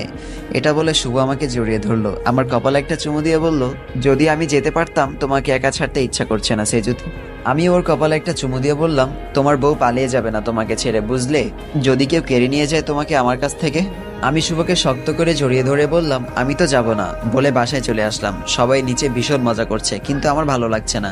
শুভ থাকলে খুব ভালো লাগতো। ছাদে গিয়ে দাঁড়িয়ে আছি, কেউ একজন আমার মুখটা চেপে ধরে চিলেকোঠার রুমের দিকে নিয়ে গেল। দেখি ওটা রাফিন। রাফিন আমার হাত দুটো দেয়ালের সাথে চেপে ধরে বলল, সুন্দরী হয়ে দিমাগ বেড়ে গেছে নাকি? তোমার সাহস কি করে হয় আমার গায়ে হাত তোলার? সে যদি বলল, ছাড়ুন আমাকে, লাগছে আমার। ছাড়ুন, না হলে চিৎকার করব। ছাড়ুন বলছি। রাফিন বলল, চিৎকার করবে, করো। একটা পৈশাচিক হাসি দিয়ে বলল এই কথাটা। আমি জোরে চিৎকার করা শুরু করলাম। সাথে সাথে রাফিন আমার ঠোঁটজোড়া দখল করে নিল, অমানুষের মতো কিস করা শুরু করলো। আমার চোখ দিয়ে অনবরত পানি পড়ছে। কিছুক্ষণ পর ও আমাকে ছেড়ে দিল। ছি, আমার ভাবতেও ঘৃণা করছে, আপনার মতো একটা মানুষকে আমি একটা সময় ভালোবাসতাম। ছি, কি করে এমন একটা অমানুষকে ভালোবেসেছিলাম সেটা ভাবলেও এখন ঘৃণা লাগছে। আমি রাফিনকে ধাক্কা দিয়ে ফেলে দিয়ে নিচে আসলাম। খুব কান্না পাচ্ছে আমার। ভেবে দেখলাম এবার যত তাড়াতাড়ি সম্ভব শুভর সাথে বিয়েটা হয়ে গেলে বাঁচি। নিচে এসে দেখলাম আপুর গায়ে হলুদ অনুষ্ঠান শুরু হয়ে গেছে। মা বলল, কিরে সেজুতি, কোথায় ছিলি? আমি বললাম, এই উপরে ছিলাম মা। মা বলল, তোর আপু অনেকক্ষণ থেকে খুঁজছে তোকে, যা জলদি। আমি বললাম, আচ্ছা মা। আমি আপুর পাশে গিয়ে বসতেই আপু একটা রাগী লুক দিয়ে বলল, কোথায় ছিলি এতক্ষণ? আমার গায়ে হলুদ আর আমার একমাত্র বোনটাই হাওয়া। আমি বললাম, আপু আসলে রাফিন। ভেবেছিলাম আপুকে বলে দিব, কিন্তু যখনই বলতে যাব দেখি রাফিন হাজির। আপু বলল, ওই দেখ রাফিন, এই রাফিন তোকে খুঁজছে সেজুতি। আমি বললাম, আপু না। রাফিনকে দেখে আমি উপরে চলে গেলাম। এখানে থাকলে জানি না আবার কি করে। উপরে গিয়ে দেখি আমার রুম একদম অন্ধকার। লাইট জ্বালাতে যাব, ঠিক তখনই পেছন থেকে কেউ একজন আমাকে জড়িয়ে ধরে, আমার মুখে হলুদ মাখিয়ে দিল, দিয়ে আমার কাঁধের চুলগুলো সরিয়ে একটা কিস করলো। এটা রাফিন ছাড়া আর কেউ না। ওর এত বড় সাহস কি করে হয়? প্রচন্ড রেগে গিয়ে আমি মুখ ঘুরিয়ে ঠাস করে একটা চর বসিয়ে দিলাম। তারপর রুমের লাইটটা অন করে যা দেখলাম, দেখে আমার মাথা ঘুরে গেল। দেখলাম শুভ দাঁড়িয়ে আছে। তার মানে আমি যেটা ভেবেছিলাম সেটা ভুল, ওটা রাফিন না, এটা শুভ ছিল। কি করব আমি এখন? কি বলবো শুভকে? শুভ আমার দিকে অবাক হয়ে তাকিয়ে আছে, ওর চোখ ছলছল করছে। শুভ বলল, সেজুতি তুমি আমাকে মারলে? আমি বললাম, না শুভ, আমাকে ক্ষমা করে দাও প্লিজ। শুভ, ক্ষমা করে দাও আমাকে, আমি আসলে বুঝতে পারিনি, আমি ভেবেছিলাম রাফিন। শুভ বলল, রাফিন কে? আমি বললাম, না মানে রাফিন। রাফিন আবার কে? কেউ না। রাফিন আবার কে? কেউ না। শুভকে যদি বলি আমি রাফিনকে একসময় ভালোবাসতাম, তাহলে ও হয়তো কষ্ট পাবে, তাই বললাম না। তাছাড়া রাফিনের সাথে তো আমার কখনো রিলেশন ছিল না, বলারই বা কি আছে, না বলাটাই ভালো। শুভ বলল, রাফিনকে? তুমি তো এইমাত্র বললে রাফিন। সে যদি কিছু না বলে সোজা গিয়ে শুভকে জড়িয়ে ধরলো। আমি জানি ওর আর রাফিনের কথা মন থাকবে না। আমি শুভর গালে হাত দিয়ে বোলাতে বোলাতে বললাম, খুব লেগেছে না? সরি, আমি আসলে বুঝতে পারিনি। আমি তো কল্পনাও করিনি তুমি আসবে। আমি তো বললাম তখন তোমাকে, তুমি তো বললে যে যাবে না। শুভ বলল, আসলে তোমাকে ছেড়ে একা থাকতে ইচ্ছা করছিল না তাই। আর বাবা মা তো এমনিতেই আসতো, ওরা একবার বললো তাই আর এই সুযোগ হাতছাড়া করলাম না, চলে আসলাম। সে যদি একটা কথা বলি? হ্যাঁ বলো। তুমি সত্যিই ভালোবাসো তো আমাকে? সে যদি বলল, বোঝো না? শুভ বলল, হ্যাঁ বুঝি, তবুও কেন জানি না খুব ভয় লাগে। সে যদি বলল, কিসের ভয়? শুভ বলল, তোমাকে হারানোর ভয়। আসলে অনেক কষ্ট করে পেয়েছি তোমাকে, পারলে তোমাকে বুকের ভেতর রেখে দিতাম। সে যদি বলল, জি স্যার বুঝলাম, এখন চলুন নিচে, সবাই অপেক্ষা করছে, চলুন। শুভ বলল, ঠিক আছে চলো। আমরা দুজন মিলে নিচে গেলাম, গিয়ে দেখি রাফিন এখন আপুর পাশে বসে আছে। আমরা যেতেই আপু শুভর সাথে পরিচয় করিয়ে দিল। শুভ রাফিনের নামটা শুনে কেমন যেন ভুরু কুচকাল, জানি না ও কিছু সন্দেহ করলো কিনা। ভীষণ ভয় করছে, একটা সময় যাকে ভালোই বাসতাম না তাকে আজ হারানোর ভয় কাজ করছে মনের ভেতর ভীষণ ভাবে, আর যাকে ভালোবাসতাম তার থেকে বাঁচার জন্য পালিয়ে বেড়াচ্ছি। আমি বললাম, শুভ এদিকে আসো। তাই বলে আমি শুভর হাত ধরে ওখান থেকে একটু দূরে এসে দাঁড়ালাম। আপু সাথে সাথে বলল, কিছুদিন পর বিয়ে আর এখনই এই অবস্থা? বরকে চোখে হারাচ্ছিস এখনই? শুভ আপুর কথা শুনে লজ্জা পেল। রাফিন বলল, বিয়ে কার বিয়ে বিথি? আপু বলল, আরে তোকে তো বলাই হয়নি, সেজতি আর শুভর বিয়ে খুব জলদি, আবার বিয়ে খাওয়ার জন্য রেডি হও দোস্ত। রাফিন বলল, বিয়ে কবে ঠিক হলো? তুই তো কিছু বললি না আমাকে। আপু বলল, আরে হয়েছে কিছুদিন আগে, এর ভেতরে অনেক ঝামেলায় ছিলাম, এজন্য বলা হয়ে ওঠেনি। আমি আপুর কথা শুনে রাফিনকে দেখিয়ে দেখিয়ে শুভর হাতটা ধরে সেখান থেকে কিছুটা দূরে চলে এলাম। দূর থেকে দেখি রাফিন ভ্রু কুচকিয়ে তাকিয়ে আছে আমাদের দিকে। আমি মনে মনে বললাম, দেখ দেখবি আর জ্বলবি লুচির মতো ফুলবি, একটা সময় তোর জন্য দিনরাত কেঁদেছি। গায়ে হলুদের অনুষ্ঠান শেষ হলো। মা বলল, সেজতি বিথির বন্ধুদের থাকার ব্যবস্থা কর। সেজতি বলল, মানে ওরা থাকবো? মা বলল, হ্যাঁ। তো কোথায় যাবে ওরা? ওদের বাসা কতদূর জানিস? ওরা পরশু একবারে বিথির বৌভাতের অনুষ্ঠান শেষ করে ফিরবে। আমি বললাম, কেন মা? রাফিন ভাইয়ের বাসা তো কাছে, উনি তো চলে যেতে পারে। মা বলল, এত বেশি বুঝিস কেন তুই? সবাই থাকবে, ও কেন চলে যাবে? তুই যা, তোর পাশের রুমটাতে ওদের থাকার ব্যবস্থা কর, আর তুই বিথি আর বিথির বান্ধবী তোর রুমে থাকবি। সেজুদির আর কিছু করার নেই, তার মাকে বলল, আচ্ছা ঠিক আছে আমি যাচ্ছি, রাফিন এখানে থাকবে। শুনে কেমন জানি ভয় ভয় করছে। একটা সময় চাইতাম ও সবসময় আমার সামনে থাকুক, আর এখন মনে হয় সামনে থেকে গেলে বাঁচি। আমার পাশে বিথি আপুর রুম, ওখানে আপুর বন্ধুদের থাকার ব্যবস্থা করা হলো। শুভরা চলে যাবে, আমি নিচে গেলাম ওকে এগিয়ে দিতে। নিচে গিয়ে দেখি শুভ রাফিনের সাথে গল্প করছে। রাফিনের মনে কি আছে বুঝতে পারছি না, ও শুভর সাথে একদম ফেভিকলের মতো চিপকে আছে। শুভ বলল, সেজুতি কোথায় ছিলে? আমি চলে যাব। রাফিন বলল, দেখো তোমার সেজুতি আবার কারোর সাথে পালিয়ে যাওয়ার প্ল্যান করছে কিনা। শুভকে উদ্দেশ্য করে বলল। আমি বললাম, শ্যাট আপ, এসব ফালতু চিন্তা ভাবনা আপনার মতো মানুষের মাথায় আসে, চলো শুভ। আমি শুভকে নিয়ে এক সাইডে গেলাম। শুভ বলল, কি ম্যাডাম কোথায় ছিলেন আপনি এতক্ষণ? আমি বললাম, শুভ আমাকে নিয়ে চলো, আমি আজ রাতটা থেকে কাল সকালে চলে আসবো আবার। শুভ বলল, কেন?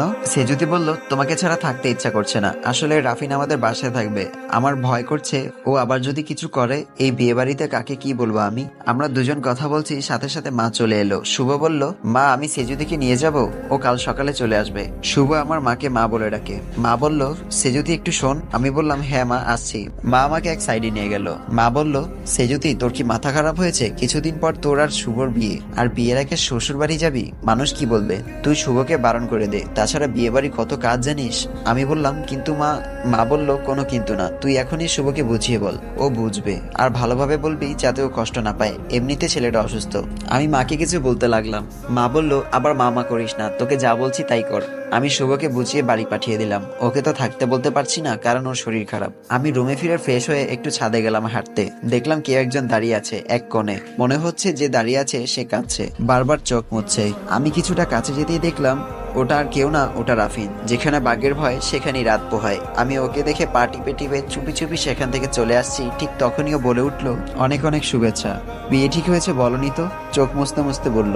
আমি বললাম, কে আপনি যে আপনাকে বলতে হবে? শুভ আমাকে ভালোবাসে, আর আমিও। রাফিন বলল, ফেসবুকে আমাকে ব্লগ দিয়েছিলে এই জন্য? সে যদি বলল, সেটা আমার একান্তে ব্যক্তিগত ব্যাপার। কথাটা বলে আমি সেখান থেকে চলে আসছি, ঠিক তখনই রাফিন এসে আমাকে জড়িয়ে ধরে হাওয়া করে কাঁদতে লাগলো।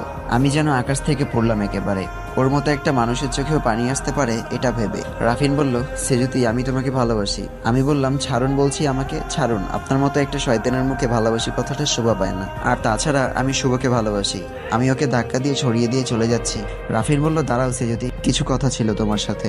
আমি বললাম, আপনার মতো মানুষের কথা শোনার মতো কোনো সময় নেই। রাফিন বলল, প্লিজ সেজুতি, একটা সময় আমরা তো খুব ভালো বন্ধু ছিলাম, তার জন্য হলেও আর তুমি 5টা মিনিট আমাকে দাও, একটু শোনো আমার কথাগুলো।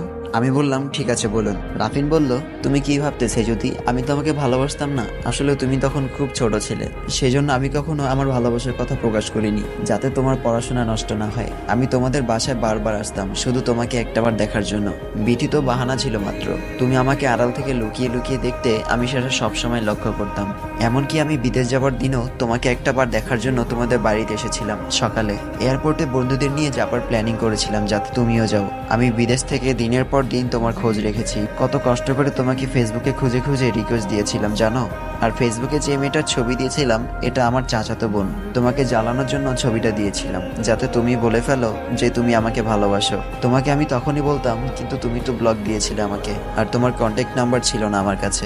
সে যদি বলল চুপ থাকুন, চুপ, অনেক হয়েছে আর না। খুব সুন্দর মিথ্যা বলতে পারেন আপনি, খুব সুন্দর, যথেষ্ট হয়েছে আর না। আর তুমি জানো শুভকে আমি। সে যদি বলল চুপ, আপনার মতো একটা মানুষের মুখে শুভর নামও উচ্চারণ করবেন না। রাফিন বলল কিন্তু সে যদি। আমি রাফিনের কোনো কথাই শুনলাম না, না শুনে সেখান থেকে চলে এলাম। নিচে এসে নিজের রুমে শুয়ে পড়লাম, কিন্তু কিছুতেই ঘুম আসছে না। আচ্ছা, আমার কি রাফিনের কথাগুলো শোনা উচিত ছিল? রাফিন মনে হচ্ছে শুভর ব্যাপারে কিছু একটা বলতে চেষ্টা করছিল, হয়তো শুভকে আমার চোখে খারাপ করার জন্য ওর নামে খারাপ কিছু বলতো বানিয়ে বানিয়ে। শুনিনি, ভালোই করেছি। এত কিছু ভেবে শুধু শুধু রাত জাগার থাকার কোনো মানেই হয় না, তার চেয়ে বরং ঘুমিয়ে পড়ি। কালাপুর বিয়ে, অনেক কাজ। ঘুমিয়ে পড়লাম। ভোরে উঠলাম, উঠে ব্রাশ করে ছাদে গেলাম, গিয়ে দেখি রাফিন ফোনে কথা বলছে। ওর কথা বলার ধরন দেখে মনে হচ্ছে ও কারোর সাথে ঝগড়া করছে, কথা কাটাকাটি করছে। শুধু বারবার বলছে তুই এত বড় বেইমানি করতে পারিস না আমার সাথে, তুই এটা করতে পারলি কিভাবে? যাই হোক, যার সাথে ইচ্ছা কথা বলুক, ঝগড়া করুক, তাতে আমার কি। আমি নিচে চলে আসছি, তখন একটা শব্দ দেখলাম। রাফিন ওর ফোনটা আছাড় মেরে ভেঙে ফেললো আর চিলেকোঠার দেয়ালের জোরে জোরে ঘুষি মারছে। ওর হাত থেকে রক্ত বের হচ্ছে। আমি দৌড়ে গেলাম। আমি বললাম কি করছেন রাফিন ভাই, এটা মাথা খারাপ হয়ে গেছে নাকি? দেখেন তো কত রক্ত বের হচ্ছে। রাফিন বলল ছাড়ো আমাকে, রক্ত ঝরলে ঝরছে, আমার তাতে তোমার কি, দূরে যাও আমার থেকে। আমি আর কোনো কথা না বাড়িয়ে উঠে এলাম সেখান থেকে। রাফিন বলল সে যদি দাঁড়াও। রাফিন দৌড়ে এসে জড়িয়ে ধরলো আমাকে। আমি বললাম ছাড়ুন আমাকে, কেউ দেখলে খারাপ ভাববে, ছাড়ুন। আমি ধাক্কা দিয়ে রাফিনকে সরিয়ে দিলাম। রাফিন বলল সেজুতি, শুভ তোমাকে কবে থেকে ভালোবাসে? আমি বললাম ও আমাকে অনেক ছোট থেকে ভালোবাসে। রাফিন বলল আচ্ছা সেজুতি, তুমি একটা কথা কখনো ভেবে দেখেছো? সেজুতি বলল কি? রাফিন বলল যে মানুষটা তোমাকে ছোটবেলা থেকে ভালোবাসে সে তোমাকে সেই ছোটবেলা থেকে তোমাকে প্রপোজ করার আগ পর্যন্ত কতবার দেখেছে? তুমিও বা কতবার দেখেছো ওকে? আমি বললাম আমি ওকে আপুর বিয়ের আগে একবার দেখেছিলাম, আর কখনো দেখিনি। রাফিন বলল আচ্ছা সে যদি যে মানুষটা তোমাকে এতটা ভালোবাসে সে তোমাকে না দেখে 10-15 বছর কিভাবে কাটিয়ে দিল? ভালোবাসলে এভাবে দূরে থাকা যায়, ভালোবাসার মানুষকে না দেখে? আর এমনটাও তো না যে ওর বাসা অনেক দূরে, ও তো কাছেই থাকে। সে যদি বলল মানে সে যাই হোক, দেখুন আপনি একদম শুভ আর আমার মাঝে ঝামেলা পাকাতে আসবেন না। আমি নিচে আসার জন্য পা বাড়ালাম। রাফিন আবার বলে উঠলো তুমি কি কখনো খেয়াল করেছিলে আমি চলে যাবার পর থেকে তোমাকে কেউ ফলো করতো রোজ? সে যদি বলল হ্যাঁ, ওটা তো শুভ ছিল, কিন্তু এক সেকেন্ড দাঁড়ান, আপনি কি করে জানলেন এটা? নিশ্চয়ই শুভ বলেছে, তাই না? রাফিন বলল শুভ তোমাকে এত ভালোবাসে অথচ দূর থেকে ফলো করতো তোমাকে, কখনো কাছে এসে প্রপোজ করেনি। এটা কি আশ্চর্যজনক ব্যাপার নয়? সে যদি বলল চুপ থাকুন একদম, অনেক হয়েছে। আপনি আর শুভর সম্পর্কে একটা বাজে কথাও বলবেন না প্লিজ। রাফিন বলল সে যদি, তুমি কি জানো শুভ আর আমি অনেক আগে থেকে দুজন দুজনকে চিনি। ইনফ্যাক্ট ও আর আমি একসময় খুব ভালো বন্ধু ছিলাম। সে যদি বলল কি বলছেন কি আপনি? কই, শুভ তো কখনো বলেনি আপনার কথা আমাকে। রাফিন বলল বলবে না তো, ও আমার আমানতের খেয়ানত করেছে, ও কথা দিয়ে কথা রাখেনি। সে যদি বলল মানে? রাফিন বলল মানে আমি শুভকে বলেছিলাম। শুভ বলল সে যদি তুমি এখানে, আমি তোমাকে সারা বাড়ি তন্ন তন্ন করে খুঁজলাম আর তুমি ছাদে। আমি বললাম শুভ তুমি এত সকালে? শুভ বলল কেন, আমার কি আসা মানা নাকি? আর তোমার কথা ভীষণ মনে পড়ছিল, একটু পরে এমনি তো আসতাম, তাই একটু আগেই চলে আসলাম। সে যদি বলল দাঁড়াও শুভ, তোমার সাথে কিছু কথা আছে। রাফিন কিছু বলছিল, ও নাকি তোমাকে। শুভ বলল ও সে যদি পরে শুনবে, এখন চলো তো, আপু ডাকছে নিচে তোমাকে। এটা বলে শুভ আমার হাত ধরে টানতে টানতে নিচে নিয়ে গেল। আর আমি পেছনে দাঁড়িয়ে থাকা রাফিনের দিকে তাকিয়ে রইলাম। আমি কেমন যেন রহস্যের গন্ধ পাচ্ছি, কিছু তো একটা আছে যেটা আমার থেকে গোপন করা হয়েছে, কিন্তু কি সেটা আমাকে জানতেই হবে। আমি নিচে গিয়ে আপু তুমি আমাকে ডাকছো? আপু বলল কই না তো। কিন্তু শুভ যে বলল। আপু বলল আচ্ছা সে যদি, শুভর কি কিছু হয়েছে? আমি বললাম না তো আপু, কেন? আপু বলল শুভ একটু আগে এসে তোকে পাগলের মতো খুঁজছিল। বুঝলাম না ব্যাপারটা। যাই হোক, তুই কি পার্লার যাবি? চল রেডি হ। না আপু আমি যাব না, তুমি মিহি আপুকে সাথে নিয়ে যাও। তোর আবার কি হলো? সে যদি বলল কিছু না, আমি বাসায় রেডি হতে পারবো, যাও। আর এমনিতেও আমি কি পার্লার থেকে খারাপ সাজি নাকি? তাই বলে আমি একটু মুচকি হাসি দিয়ে সেখান থেকে চলে এলাম, আপু যেন কিছুই বুঝতে না পারে। আপু বলল আচ্ছা ঠিক আছে। আমি নিচে যাচ্ছি, সাথে সাথে শুভ আমার হাতটা টেনে এক সাইডে নিয়ে গিয়ে আমাকে জড়িয়ে ধরে বলল চলো না সেজুতি, আজকে আমরা আমাদের বিয়েটা সেরে ফেলি। আমি বললাম কি বলছো, মাথা ঠিক আছে তোমার? শুভ বলল কেন, ক্ষতি কি? রেজিস্ট্রিটা করে রাখি। আমি বললাম আর তো মাত্র 1 মাস, এত তাড়াহুড়োর কি আছে শুভ? তাছাড়া আমি পালিয়ে যাচ্ছি না কোথাও, বুঝলে? শুভ বলল রেজিস্ট্রিটা করে রাখলে সমস্যা কি? আমি বললাম কি হয়েছে বলো তো শুভ, তোমার শরীর ঠিক আছে তো? ছাড়ো আমাকে, আর এখন এসব পাগলামি বাদ দাও, আমি রেডি হব। শুভ বলল না, ছাড়বো না। হঠাৎ একটা কিছু পড়ে যাওয়ায় আওয়াজ পেলাম, তাকিয়ে দেখলাম আমাদের পেছনের দরজার পাশে ফুলদানিটা পড়ে আছে, দরজার পর্দাটা এখনো নড়ছে। তার মানে কেউ লুকিয়ে আমাদের কথা শুনছিল। আমি দৌড়ে গেলাম দেখার জন্য, গিয়ে দেখি রাফিন চলে যাচ্ছে। ও কেন শুনছিল আমাদের কথা? আমার কেমন যেন লাগছে, মাথায় কাজ করছে না, কিছু একটা চলছে যেটা আমি জানি না। শুভ বলল কি হলো সেজুতি? আমি বললাম না কিছু না, তুমি থাকো, আমি রেডি হতে যাব। শুভ বলল আমিও যাব তোমার সাথে। আমি বললাম মাথা ঠিক আছে তোমার শুভ? কেউ দেখলে কি ভাববে, আর আমিও বা কিভাবে চেঞ্জ করবো তোমার সামনে? শুভ বলল ঠিক আছে, আমি তাহলে দরজার বাইরে অপেক্ষা করব। আমি বললাম আমার অনেক টাইম লাগবে, তুমি বসে বসে কি করবে? শুভ বলল তাতে কি? আমি বললাম আচ্ছা, তোমার যা ভালো লাগে করো। শুভর শরীর এখনো পুরোপুরি ঠিক হয়নি, ওর এমন অদ্ভুত আচরণ দেখে আমার অবাক লাগছে। আমি রুমে গিয়ে ফ্রেশ হয়ে ব্যালকনিতে দাঁড়ালাম, তখন অদ্ভুত একটা জিনিস দেখলাম নিচে শুভ আর রাফিন কথা বলছে। মনে হচ্ছে কিছু একটা নিয়ে ওদের ভেতর প্রচন্ড কথা কাটাকাটি হচ্ছে। আমি সাথে সাথে নিচে গেলাম, গিয়ে দেখি ওরা আমাকে দেখে আবার হেসে হেসে কথা বলছে। ব্যাপারটা কিছুই বুঝলাম না। আমি আবার ফিরে এলাম, এসে দেখি আমার বাবা মা, শুভর বাবা মা কি যেন আলোচনা করছেন। আমি সেদিকে কান্না দিয়ে উপরে চলে গেলাম। উপরে গিয়ে রেডি হচ্ছি, ঠিক তখনই মা এসে বলল সেজুতি তোর সাথে কিছু কথা ছিল। হ্যাঁ মা বলো। মা বলল সেজুতি শুভর বাবা মা চায় আজকেই বিতির সাথে তোর শুভর রেজিস্ট্রিটাও হয়ে যাক, তুই কি বলিস মা? সেজুতি বলল মা এই কথাটা শুভর বাবা মায়ের নাকি শুভর? মা বলল যারই হোক, আমাকে বলল ওর বাবা মা, এখন তোর কি মতামত তাই বল। আমি বললাম মা, আমি দরজার দিকে তাকিয়ে দেখলাম রাফিন মাথা নাড়িয়ে আমাকে না করতে বলছে। মা বলল কি হলো, চুপ করে আছিস কেন, কিছু বল। আমি বললাম মা, আমি একটা জিনিস বুঝলাম না, এত তাড়াহুড়োর কি আছে মা? আর বিয়েটা কি ছেলে খেলা নাকি যে বললাম আর হয়ে গেল? দেখো মা, আমি এভাবে বিয়ে করতে পারবো না। মা বলল এটাই কি তোর শেষ কথা? আমি বললাম হ্যাঁ মা। মা রুম থেকে চলে গেল, সাথে সাথে রাফিন রুমে ঢুকলো। রাফিন বলল থ্যাংক ইউ সেজুতি আমার কথাটা শোনার জন্য। আমি বললাম আমি আপনার কথা রাখার জন্য কিছুই করিনি, আমার যেটা ভালো মনে হয়েছে সেটাই করেছি। আপনি যদি ভেবে থাকেন আপনার কথা রাখার জন্য এমনটা করেছি, সেটা আপনার ভুল ধারণা। রাফিন বলল সেজুতি তোমার সাথে কিছু কথা ছিল। রাফিন বলল সেজুতি তোমার সাথে কিছু কথা ছিল, ওই যে তখন বলতে বলতে চলে গেলে। আমি বললাম হ্যাঁ বলুন। রাফিন বলল সেজুতি শুভ তখনই চলে আসে। শুভ বলল সেজুতি তুমি এখনো রেডি হওনি? আর রাফিন কি করছে তোমার রুমে? আমাকে আসতে দিচ্ছিলে না, আর ওকে আসতে দিলে কেন? আমার থেকে ও বেশি গুরুত্বপূর্ণ? সেজুতি বলল না আসলে ও তখন কি বলতে বলতে। শুভ বলল চুপ করো, রেডি হও জলদি। আর রাফিন নিচে চলো আমার সাথে, মা তোমাকে ডাকছেন। রাফিন বলল আমি আসছি, তুমি যাও। শুভ বলল আরে এখনই ডাকছেন মা তোমাকে।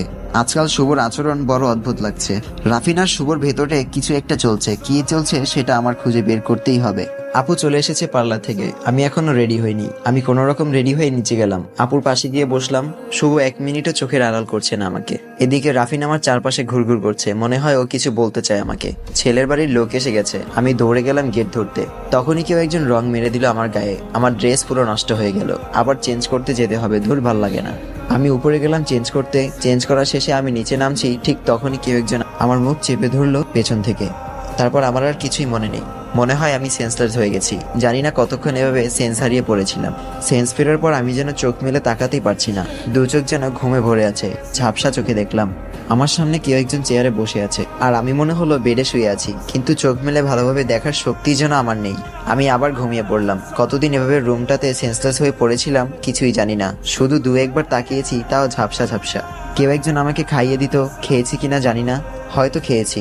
আজকে হঠাৎ আমি পুরোপুরিভাবে সেন্স ফিরে পেয়েছি, মনে হচ্ছে চারপাশটা একদম ভালোভাবে দেখতে পাচ্ছি। আমি আস্তে আস্তে উঠে জানালার কাছে গেলাম, জানালাটা খুলে দিলাম, দিয়ে অবাক হয়ে বাইরে তাকালাম। এই জায়গাটায় আমি আগে কখনো এসেছি বলে মনে হয় না, মনে হচ্ছে এটা অনেক পুরাতন একটা বাংলো। কিন্তু এখানে আমাকে আনলো কে? হঠাৎ একটা আওয়াজে পেয়ে সাথে সাথে আমি আবার জানালা অফ করে আগের মতো বেডে শুয়ে পড়লাম। কারোর পায়ের শব্দ, দেখলাম কেউ একজন রুমে ঢুকলো। এ কি, আমি কি দেখছি? এটা তো শুভ। ভালো করে তাকিয়ে দেখলাম ওটা সত্যিই শুভ, তাহলে আমাকে এখানে কিন্তু কেন? শুভ ফোনটা রেখে ওয়াশরুমে চলে গেল, ও ভাবছে আমি এখনো সেন্সলেস। ও ওয়াশরুমে যাওয়ার সাথে সাথে আমি ফোনটা নিয়ে রাফিনকে কল দিলাম। এ কি, রাফিনের ফোন নাম্বার শুভর ফোনে অলরেডি সেভ করা। আমি রাফিনকে কল দিলাম, কেউ ফোন রিসিভ করছে। হ্যালো শুভ, তুই সেজুতিকে কোথায় লুকিয়ে রেখেছিস বল? দেখ তোর শত্রুতা আমার সাথে, তুই সেই শাস্তি সেজুতিকে কেন দিচ্ছিস? আমি বললাম হ্যালো রাফিন, আমি সেজুতি বলছি। রাফিন বলল সেজুতি তুমি কোথায়? আজ একটা মাস আমরা তোমাকে তন্ন তন্ন করে খুঁজছি, বলছি। কোথায় আছো তুমি? কেমন আছো? তোমার বাসার সবার কি অবস্থা টেনশনে? আমি রাফিনের কথা শুনে থ হয়ে গেলাম। 1 মাস আমি এভাবে পড়েছিলাম। শুভ কেন এভাবে তুলে আনলো আমাকে? আমরা তো বিয়ে করতাম কিছুদিন পরে। আমি বললাম রাফিন, শুভ আমাকে জানি না কোথায় নিয়ে এসেছে। কাঁদতে কাঁদতে বললাম। রাফিন বলল, সেজুতি কুল ডাউন, মাথা ঠান্ডা করে আমার কথা শুনো। শুভ যদি তোমাকে বিয়ের জন্য জোর করে, খবরদার তুমি রাজি হবে না। ও একটা সাইকো, মাথার ঠিক নেই ওর। তুমি যে রুমে আছো সেখানে জানালা থাকলে খুলে দেখো তো আশেপাশে এমন কিছু দেখতে পাও কিনা যেটা দেখলে তুমি বুঝতে পারো জায়গাটা কোথায় থাকতে পারে। আমি বললাম আচ্ছা ঠিক আছে, দেখছি। আমি জানালার কাছে যাব, ঠিক তখনই শুভ আমার হাত টেনে ধরলো। শুভ বলল, কার সাথে ফোনে কথা বলছে সেজুতি? দাও ফোনটা আমাকে দাও। আমি বললাম না, দেব না। শুভ বলল, দাও বলছি। জোরে ধমক দিয়ে বলল। কেড়ে নিল ফোনটা শুভ আমার কাছ থেকে। হ্যালো, কে? রাফিন। রাফিন বলল, দেখ শুভ, সেজুতিকে ছেড়ে দে বলছি। আমি যদি ওখানে আসি ভালো হবে না বলছি। শুভ কোনো কথা না বলে ফোনটা কেটে দিল। আমি বললাম, শুভ তুমি আমাকে এখানে কেন এনেছো? শুভ বলল, সেজুতি রেডি হও, আজকে আমাদের বিয়ে।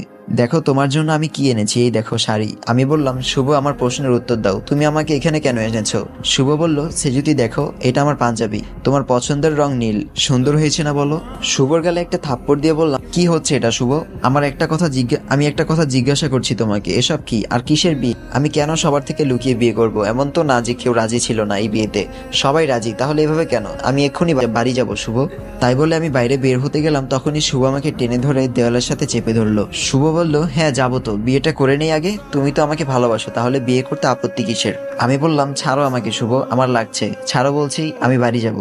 আমি শুভকে ধাক্কা দিয়ে সরিয়ে দৌড়ে চলে আসতে গেলাম, তখন শুভ আমাকে ধরে সপাটে একটা চড় বসিয়ে দিল আমার গালে। বিয়ে না করে এখান থেকে 1 পাও বাড়াবি না, বুঝলি? আর যদি পালাতে চেষ্টা করিস তবে হাত পা ভেঙে এখানে বসিয়ে রাখবো। আমার মাথায় আকাশ ভেঙে পড়লো। এই কোন শুভকে দেখছি আমি? শুভ তো এমন ছিল না। শুভ, কি বলছো কি তুমি? মাথা ঠিক আছে তোমার? তুমি এভাবে কেন বলছো আমার সাথে? ছি শুভ, ছি। শুভ বলল, চুপ, একদম চুপ। আমার চুলের মুঠি ধরে বলল, একটাও কথা না, একটা কথা মনে রাখিস, তুই শুধু আমার।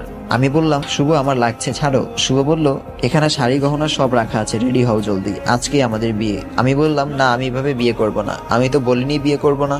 করব, তবে সবাইকে নিয়ে, এভাবে চোরের মতো না। শুভ তখন আমাকে জড়িয়ে ধরে কাঁদতে কাঁদতে বলল, প্লিজ সেজুতি, আমি তোমাকে ভীষণ ভালোবাসি, আমি তোমাকে হারাতে চাই না। রাফিন তোমাকে কেড়ে নিবে আমার কাছ থেকে, প্লিজ সেজুতি, চলো না বিয়েটা করে নেই। আমি বললাম, না শুভ, এভাবে আমি বিয়ে করব না। আর আজকে তোমার যে রূপ আমি দেখলাম, এর পরেও তোমাকে বিয়ে করব কিনা সেটা আমাকে ভেবে দেখতে হবে।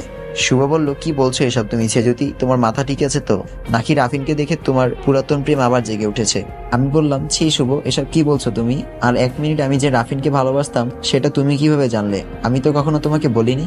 আর তোমাকে কেন, আমি রাফিনের কথা কাউকেই বলিনি, তুমি কিভাবে জানলে? শুভ বলল, আমি কিভাবে জানবো, এমনি গেস করলাম আর কি।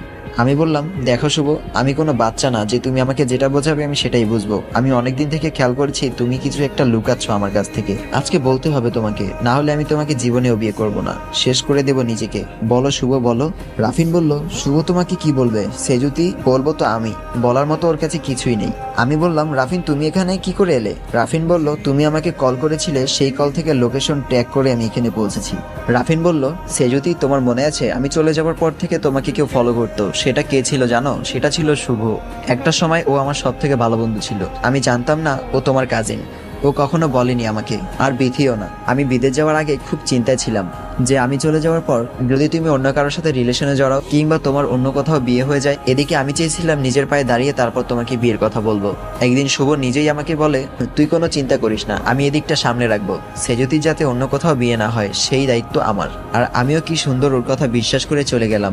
পরে শুভ আর আমার সাথে ঠিকমতো যোগাযোগ করতো না, তাই আমি তোমাকে ফেসবুকে নক করেছিলাম, কিন্তু তুমি ভালোভাবে আমার কোনো কথা না শুনেই আমাকে ব্লক করে দিলে। শুভ যে আমার সাথে এত বড় বেইমানি করবে সেটা আমি কখনো কল্পনাও করিনি। শুভ বলল, বেইমানি? কিসের বেইমানি করেছি? ভালোবাসার অধিকার সবারই আছে। আর আমি কি জানতাম আমি সেজুদিকে দেখে ভালোবেসে ফেলবো? আর সেজুতিও আমাকে এখন ভালোবাসে। তুই চাইলেও আর কিছু করতে পারবি না। আর একটা সময় সেজুতি তোকে নিজে প্রপোজ করেছিল। কেন? তুই ওকে সবটা বুঝিয়ে বলতে পারতি। কেন অপমান করেছিলি ওই দিন? বল। তুই তো ওই দিন ওকে বলতে পারতি তোর জন্য অপেক্ষা করতে, তাহলে আজকে এই দিন তোকে দেখতে হতো না। আমি সেজুতিকে ভালোবাসি, সেজুতি শুধু আমার। সেজুতি বলল, চুপ করো তোমরা, প্লিজ চুপ করো। তোমরা নিজেরা নিজেদের মধ্যে ডিসিশন নিয়ে নিলে আমি কার? কেন? আমিও তো একটা মানুষ, আমারও তো কোনো ইচ্ছা থাকতে পারে নাকি? আমি বাড়ি যেতে চাই। এটা বলে আমি সেখান থেকে বের হয়ে গেলাম। বাইরে বেরিয়ে এসে দেখলাম আমাদের গাড়িটা মনে হয় রাফিন এনেছে, কিন্তু চাবিটা কোথায়? চাবি মনে হয় রাফিনের কাছে। আবার গেলাম চাবি আনতে। যখনই দরজার কাছে গেলাম এমন কিছু কথা শুনলাম যেটাতে আমার মাথা ঘুরে গেল। রাফিন বলল, শুভ তুই কাজটা করতে পারলি? তুই না একসময় আমার বন্ধু ছিলি, তোকে আমি নিজের ভাইয়ের মতো ভালোবাসতাম, আর তুই কি না? শুভ বলল, আরে রাখ তোর বন্ধুত্ব, তুই ছোট থেকে আমার সব পছন্দের জিনিসে ভাগ বসিয়েছিস, সবসময় আমার চেয়ে ভালো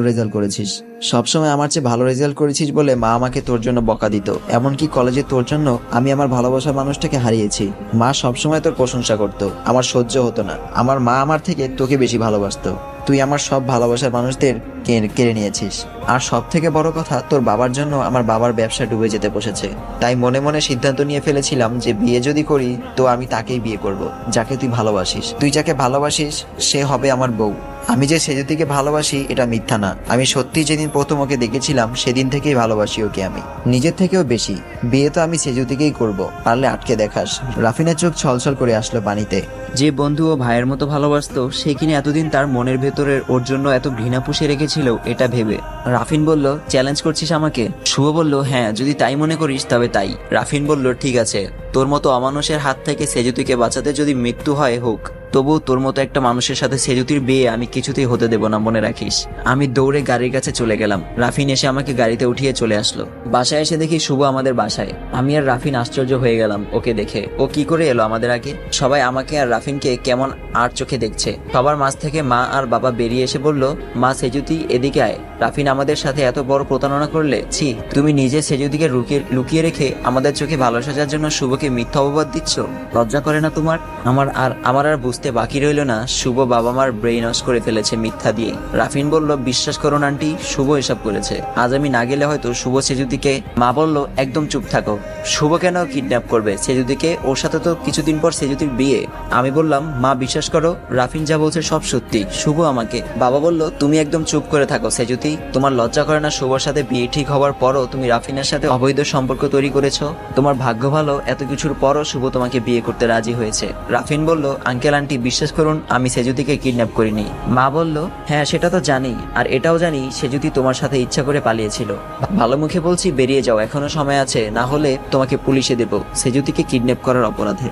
শুভ বলল, আপনাকে আর কষ্ট করতে হবে না মা, আমি খবর দিয়ে দিয়েছি অলরেডি। আমি বললাম, শুভ তুমি মোটেও কাজটা ঠিক করোনি, ফাঁসবে কিন্তু তুমি অবশেষে। রাফিন বলল, আন্টি আমি সেজুতিকে ভালোবাসি। কথাটা বলার সাথে সাথে আমার বাবা রাফিনের গালে একটা চর বসিয়ে দিল আর বলল, লজ্জা করে না তোমার অভদ্র ছেলে? তুমি জানো না সেজুতির বিয়ে ঠিক? আঙ্কেল আপনি আমাকে জেলে পাঠান, তবুও সেজুতিকে শুভর সাথে বিয়ে দিবেন না প্লিজ। বাবা বলল, কি করব না করব সেটা আমার একান্ত ব্যক্তিগত ব্যাপার, সেটা তুমি আমাকে শেখাবে না। না তোমাকে দেখছি পুলিশে না দিলে হবেই না। শুভ বলল, সেটাই করছি আঙ্কেল, আর কিছুক্ষণ ওয়েট করুন, পুলিশ এখনই চলে আসবে। আমি বললাম, চুপ করো তোমরা সবাই, পুলিশ কেন আসবে? আর যদি আসে তবে শুভকে ধরবে, রাফিনকে নয়। এটা বলার সাথে সাথে মা আমাকে টানতে টানতে ঘরে নিয়ে গেল। ঘরে নিয়ে আটকে রাখলো। আমি বেলকনিতে দাঁড়িয়ে দেখছি রাফিনকে পুলিশে ধরে নিয়ে যাচ্ছে। তবুও আমি কিছু করতে পারছি না ওর জন্য। দেখলাম শুভ রাফিনের দিকে তাকিয়ে তাকিয়ে একটা শয়তানি হাসি দিল, আর রাফিন আমার দিকে তাকিয়ে আছে, চোখ দুটো ছলছল করছে ওর। বুঝতে পারলাম আমি এখনো ভালোবাসি রাফিনকে। পরের দিন সকালে আমি উঠে পুলিশ স্টেশন যাব বলে রেডি হয়ে নিচে নামছি, ঠিক তখনই দেখি শুভ বলল, কোথায় যাচ্ছ সেজুতি? আমি বললাম, সেই কৈফিয়ত কি আমি তোমাকে দেব? শুভ বলল, হ্যাঁ দিতে হবে, কারণ কিছুদিন পর তুমি আমার বউ হবে। আমি বললাম, তোমার এখনো মনে হয় এত কিছুর পরও আমি তোমাকে বিয়ে করব? ভাবলে কিভাবে তুমি? আমি তোমাকে কিছুতেই বিয়ে করব না, এই জন্মেও না। মা বলল, তাহলে কাকে বিয়ে করবি? ওই বজ্জাত ছেলেটাকে যার সাথে তুই পালিয়েছিলি? আমি বললাম, মা রাফিন একদমই বজ্জাত নয়, বরং তোমাদের শুভই বজ্জাত। মা আমি বলে দিলাম আমি কিন্তু কিছুতেই বিয়ে করব না শুভকে। এই বলে আমি পুলিশ স্টেশন গেলাম। গিয়ে শুনি গতকাল রাতেই রাফিনকে ওর বাবা ছাড়িয়ে নিয়ে গেছে। কি করবো এখন আমি রাফিনদের বাসাও চিনি না। হ্যাঁ একমাত্র বিথি আপু আমাকে সাহায্য করতে পারে। কল দিলাম আপুকে, সবটা খুলে বললাম। বলার পর আপু বলল আমি যেন শুভকে বিয়ে না করি, আর আপু আমাকে একটা বুদ্ধি দিল। আমি বাসায় ফিরে গেলাম, গিয়ে দেখি বাড়ি সাজানো হচ্ছে। আমি বললাম, মা এসব কি? মা বলল বাড়ি সাজানো হচ্ছে।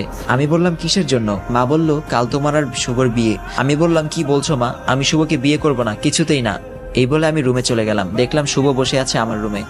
তুমি আমার রুমে কি করছো? বেরিয়ে যাও এক্ষুনি, গেট আউট। শুভ বলল, কালকের পর থেকে এই রুমটা আমাদের দুজনারই তো হবে, থাকলে সমস্যা কি? আমি শুভর শার্টের কলারটা ধরে বললাম, সেই স্বপ্ন তোমার জীবনেও পূরণ হবে না। সাথে সাথে শুভ আমাকে দেয়ালের সাথে চেপে ধরে বলল, তোমাকে পাওয়ার জন্য এত কিছু করছি, তাহলে আর অনেক কিছু করতে পারি, বুঝলে? তাই রাফিনের ভালো যদি চাও বিয়েতে রাজি হয়ে যাও, নয়তো খুব খারাপ হবে বলে দিলাম। আমি বললাম, কি করবে তুমি? শুভ বলল, সেটা সময় হলেই দেখতে পারবে। কথাটা বলে শুভ বেরিয়ে গেল। পরদিন বসে আছি, অনেকবার পালানোর চেষ্টা করেছি, পারিনি। শুভ পাহারা বসিয়েছে গেটে। হঠাৎ আমার বেলকনিতে একটা কিছু পড়ার শব্দ। গিয়ে দেখলাম রাফিন বেলকনিতে। আমি বললাম, রাফিন তুমি কিভাবে এলে এখানে? রাফিন বলল, ওই তো পাঁচিল টুপকে। হঠাৎ ও হাঁটু গেড়ে আমাকে প্রপোজ করলো, বিয়ে করবে আমাকে? আমি বললাম, রাফিন তুমি পাগল? এত কিছুর পরও তুমি? রাফিন বলল, হ্যাঁ, এত কিছুর পরও বলবো ভালোবাসি তোমাকে। আমি বললাম, রাফিন এসব পাগলামি বাদ দাও, যাও এখান থেকে, না হলে শুভ দেখে ফেললে সমস্যা হয়ে যাবে। শুভ খুব খারাপ, ও একটা সাইকো, ও তোমাকে দেখলে এবার হয়তো মেরেই ফেলবে, যাও প্লিজ। রাফিন বলল, ভালোবাসো আমাকে? ভরসা আছে আমার উপরে? আমি চুপ করে রইলাম। রাফিন বলল, বলো সেজুতি, ভালোবাসো? আমি রাফিনকে জড়িয়ে ধরে বললাম, হ্যাঁ ভালোবাসি, খুব ভালোবাসি। রাফিন বলল, পালাতে পারবে আমার সাথে? ওর হাতটা বাড়িয়ে দিল আমার দিকে। আমি বললাম, কি বলছো? শুভ জানতে পারলে মেরে ফেলবে একদম তোমাকে। রাফিন বলল, ভরসা করো আমাকে। আমি বললাম, হ্যাঁ করি। রাফিন বলল, তবে চলো। আমি বললাম, কোথায়? আর বের হব কি করে? রাফিন বলল, সে ব্যবস্থা আমি করে এসেছি। ব্যালকনি বেয়ে নিচে নেমে পালিয়ে গেলাম রাফিনের হাত ধরে। বাসা থেকে বের হয়ে শুধু দৌড়েছি দুজন। একটা কাজী অফিসে ঢুকে বিয়ে করলাম। ওর বন্ধুরা ওয়েট করছিল ওখানে আমাদের জন্য, আর আমার আপুও। বিয়ে শেষ, কিছুটা দূরে এসে বাসে উঠে রওনা হলাম দুজন। সে যদি বলল, রাফিন। হ্যাঁ বলো, আমরা কোথায় যাচ্ছি? রাফিন বলল, জানি না, বাস যতদূর যায় ততদূর যাব, মনে করো এটাই আমাদের হানিমুন। সে যদি বলল, দেখো বাসের সবাই কেমন ভাবে আমাদের দেখছে। রাফিন বলল, দেখুক, আর কাউকে ভয় পাই না, পরোয়া করি না কাউকে। আমি রাফিনের কাঁধে মাথা রাখলাম, মনে হচ্ছে জেলখানা থেকে বেরিয়ে এসেছি। রাফিন আমার কপালে একটা চুমু দিল, মনে হচ্ছে পৃথিবীর সব সুখ পেয়ে গেছি। অবশেষে মনে হলো এই মানুষটার জন্য অপেক্ষা করাটা আমার সার্থক হয়েছে। আজ আমাদের ৪র্থ বিবাহবার্ষিকী। একটা ফুটফুটে ছেলে হয়েছে আমাদের, নাম রেখেছি রাফি। আমরা এখন দেশের বাইরে থাকি। রাফিনের বাবা মা সব জানতো, ওরাই আমাদের বাইরে যাবার সব ব্যবস্থা করে দিয়েছিল। আমার বাবা মা আজও মেনে নেয়নি আমাদের। আপুর সাথে কথা হয় মাঝে মাঝে, শুনেছিলাম শুভকে জোর করে বিয়ে দিয়েছে ওর বাবা মা, তবে ওদের কোনো বেবি হয় না। হয়তো এটাই ওর পাপের শাস্তি। শুভ অনেক খুঁজেছে নাকি আমাকে, অনেক সুখে আছি আমি। রাফিন আমাকে ভীষণ ভালোবাসে, আগের থেকে এখন আরো বেশি ভালোবাসে। ভাবছি এবার দেশে যাব। 4 বছর হলো দেশ ছেড়েছি। আমার ছেলেটাকে দেখলে যদি বাবা মায়ের রাগ কমে। আসসালামু আলাইকুম। এখানেই শেষ হয়ে যায় আমাদের সবার অপেক্ষা গল্প।